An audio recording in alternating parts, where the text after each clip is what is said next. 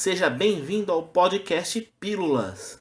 O meu nome é Bruno Garrido e o assunto de hoje é a língua como elemento de construção da identidade nacional. A língua é um dos elementos constitutivos da identidade de um povo. É por meio dela que esse povo constrói seus mecanismos de interação entre seus membros e com o meio circundante, isto é, cultura. Assim como estabelece uma marca própria, um diferencial que o distingue das demais comunidades.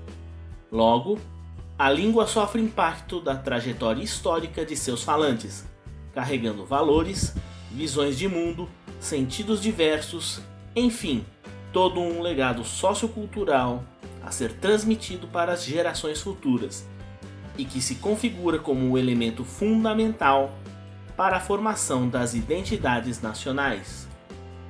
O conceito de identidade nacional é uma criação moderna, oriunda do século XVII e consolidada a partir do século XIX. Trata-se essencialmente da adesão de um povo a uma narrativa, isto é, a todo um legado construído ao longo da história de um povo, constituído de elementos a serem cultuados, defendidos e perpetuados, via transmissão às gerações vindouras.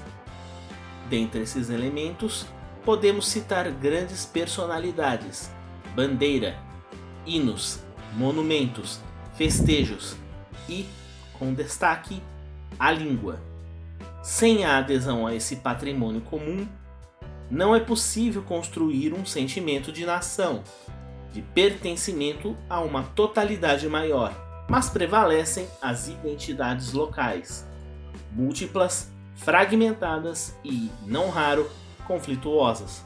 Em virtude desse caráter longevo a que se pretende uma identidade de nação, é fundamental que esse patrimônio sociocultural se estenda a todos os grupos sociais, aos povos formadores dessa nação, para que se construa uma identidade coletiva que esteja acima de todas as diferenças.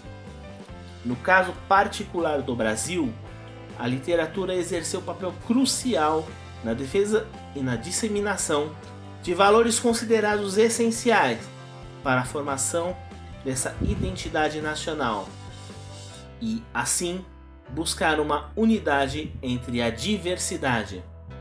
Obras como O Guarani, de José de Alencar, foram veículos importantes na transmissão e na defesa de valores ligados à formação do homem brasileiro, fruto da junção entre dois valores dicotômicos, bem como da língua falada pelos habitantes da ex-colônia lusitana, que agrega ao português europeu os traços da brasilidade, ou seja, desse novo homem brasileiro. É conforme esse princípio que a defesa da língua como elemento constitutivo da identidade de uma nação ganha relevo. A língua oficial, alçada a essa condição pelas elites políticas e culturais, deve ser um patrimônio a ser defendido como um símbolo da identidade nacional e dos valores tidos como fundantes da formação da sociedade, como forma de mantê-la coesa, a despeito da diversidade de falares existentes, sobretudo no caso brasileiro. Em nosso contexto local, ações políticas em prol da língua portuguesa, em detrimento de falares locais, são uma estratégia historicamente utilizada pelos dominadores para a propagação de sua língua e de sua cultura, com o objetivo de torná-la dominante. Logo, um instrumento importante para consolidar o uso padronizado de uma variante linguística tida como oficial e prestigiada é a difusão das gramáticas. O papel desses documentos não se restringe a um compêndio de normas de uso linguístico, mas são reflexos vivos e materiais de concepções de língua, de sociedade e de nação, que se procura defender e propagar. Portanto, as gramáticas exercem nesse contexto um importante papel político ao serem empregadas como ferramentas para o ensino tido como correto da língua em prol da manutenção de uma ordem e da defesa da identidade da nação, cuja população precisa se manter unida, e a língua, conforme tais princípios, seria esse fator de coesão social. Contudo, a ostensiva de Portugal em estabelecer o português como língua oficial do Brasil não eliminou os dialetos falados pelas diversas comunidades espalhadas pelo país. Tampouco impediu a interação do português com esses falares locais, criando-se assim um terreno fértil para sucessivas transformações no português do Brasil, tornando-o gradualmente distinto da variante europeia. Desse modo, ainda que seja importante a disseminação da variante padrão da língua por meio de gramáticas e do ensino do vernáculo nas escolas, é imprescindível não se desprezar a pujante variedade linguística presente no Brasil, que indubitavelmente é também um elemento constitutivo essencial da identidade de uma nação. Ou seja, é preciso buscar a identidade na diversidade.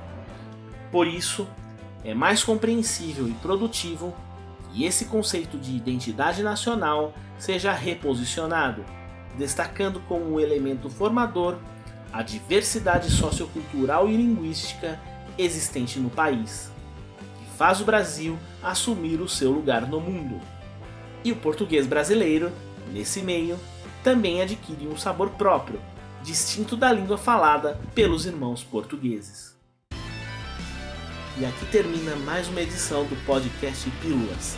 Se você gostou desse programa, não deixe de dar o seu comentário, uma curtida no nosso trabalho, porque isso é muito importante para nós.